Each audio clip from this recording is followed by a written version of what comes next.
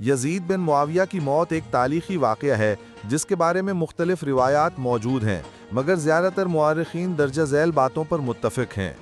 یزید کی موت کیسے ہوئی؟ یزید بن معاویہ کی موت 64 ہجری یعنی 683 عیسوی میں دمشق یا بعض روایات کے مطابق حمص شام میں ہوئی۔ اس وقت اس کی عمر تقریباً 36 یا 38 سال تھی۔ اس کی حکومت صرف 3 سال جاری رہی۔ موت کی وجہ۔ یزید کی موت کے بارے میں 2 بڑی آراء ملتی ہیں۔ نمبر 1 طبی موت یعنی بیماری۔ سب سے زیادہ مستند روایت یہ ہے کہ یزید شراب نوشی، بے راہ روی اور عیاشی کا عادی تھا، جس کے باعث وہ مختلف بیماریوں میں مبتلا ہو گیا۔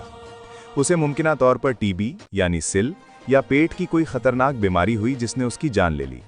بعض مورخین نے لکھا ہے کہ وہ چند ہفتے شدید بخار میں مبتلا رہا اور اسی حالت میں مر گیا۔ نمبر 2 حادثاتی یا مشتبہ موت۔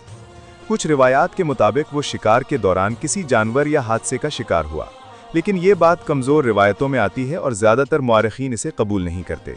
مزید اسلامی واقعات سننے کے لیے چینل اللہ والوں کی باتیں کو لازمی سبسکرائب کریں اور ویڈیو کو ثواب کی نیت سے شیئر کریں۔ جزاک اللہ۔